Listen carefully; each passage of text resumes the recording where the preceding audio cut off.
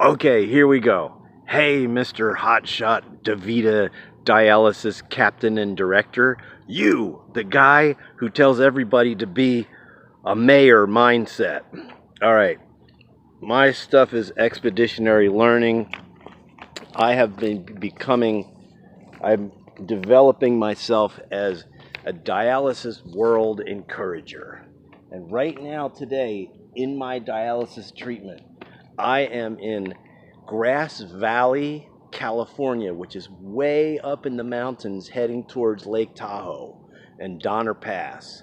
So I'm up here in Grass Valley, and I am constantly amazed by the caliber of the people that work in my dialysis clinics. And I am an encourager from the get-go. I work in rehab centers, hanging out with drug addicts and outlaws. And basically, here's what happened. You are in a state of trouble and emergency. I had this woman take care of me today. Her name is Serena Mitchell. Serena Teresa Mitchell. Serena, Teresa with no H, Mitchell. She mentioned to me, I always ask the people, how'd you get into this stuff? She said that she had been in food service. Somebody invited her to see a new clinic open up. And she was a reuse technician for a season of time. Reuse technician meaning reusing the equipment. Now, they don't do that anymore. But we sat there and started to discuss the fact that there is no entry-level position where people are coming in and interacting with the atmosphere of dialysis, watching, the strong, educated ones, do the get the needles in and all that kind of stuff. And she said it is much harder now to get good employees because it all feels too much for them. And I mean, people ask me, "Are you a professor?" Da da da. I mean, you'll see my persona elsewhere if you want to take my name down. In the dialysis world, I'm known as Stephen Lintner, Lintner, Stephen. But I met my birth dad when I was 40 years old, and I legally changed my name. So I'm also known all over the web as David Jeremiah Baldwin and Grandpa Honesty Guy. But the most important thing is that in my life, my heart has been touched to serve the families around the people who are dialysis patients. And I mean, my learning curve was really bad. I did not receive information about key stuff. I mean, I was raised by an RN nurse educator mom, and I was raised with a person who describes and encourages various types of medical needs and caring for the body and all this kind of stuff, like spread some vitamin E oil on your cuts and they'll heal a lot quicker. Squeeze some out of the little capsule, swallow it, and then take a vitamin C because it'll cause the vitamin E to assimilate better. I mean, that's the kind of mommy I grew up with. And as soon as I'm in this dialysis atmosphere, I'm like, wow, these people are amazing, the nurses and the techs and et cetera, et cetera. Now, there is an epidemic of people having kidney problems in the USA. You need amazing staff, and you do not have an entry-level pot washer position in your dialysis clinics. You need to begin right now. I'm not talking about even thinking about it. Right now, you need to create a position where people can come in and begin to wash chairs and throw things away.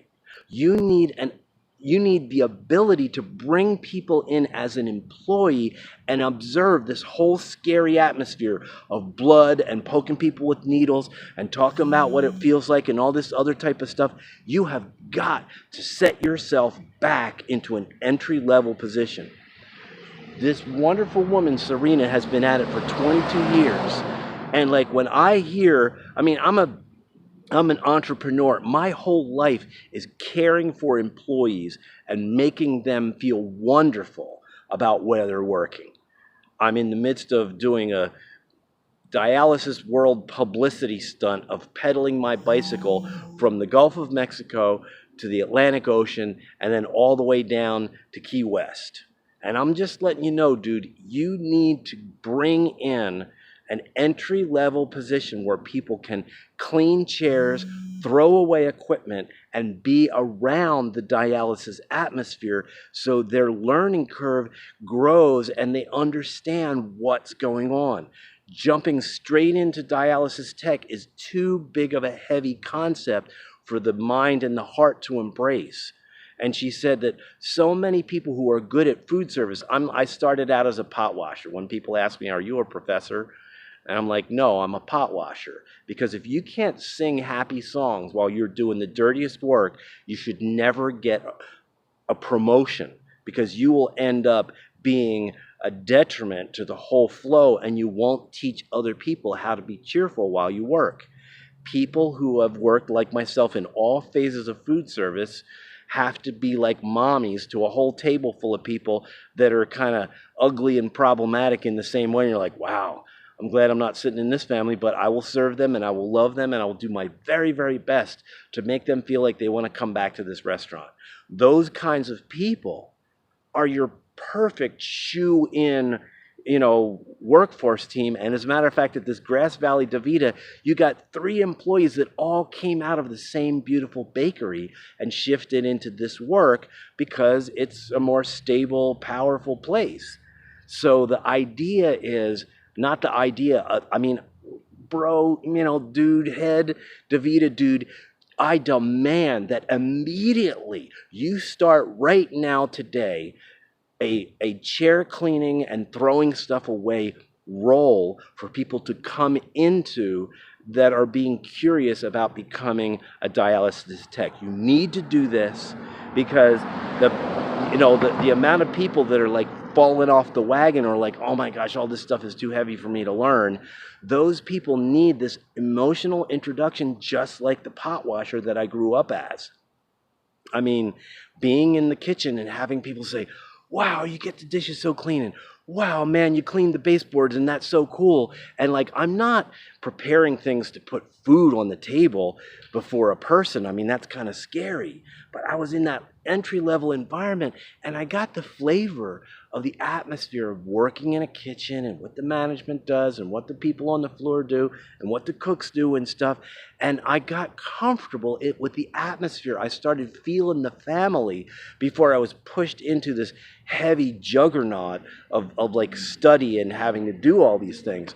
And this lady, Serena, said to me, a lot of people will come in here, they'll begin training, and then they'll say, okay, this is all too heavy. This is not for me. I can't do this. And her joy of coming in was being able to be a reuse technician. Now, obviously that role is not any longer present, but, call me, talk to me, 863-262-8181. Send me an email, grandpahonestyguy@gmail.com. Just get in contact with me. I treat at Lake Vista Dialysis in Lakeland, Florida. I'm just visiting friends here in Nevada County.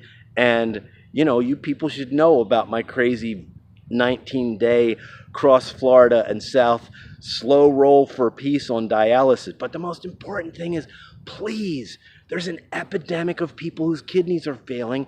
You need to bring in an entry-level position so people can fall in love with the dialysis team and learn how to be a tech in a much simpler, with a sweeter entry. All the best to you and yours. Thank you. I appreciate Fresenius and American Renal and all you guys because you are doing so much great stuff for all kinds of people. Yippee, hope to see you soon. It is so pretty here. It is so amazing here. Woohoo!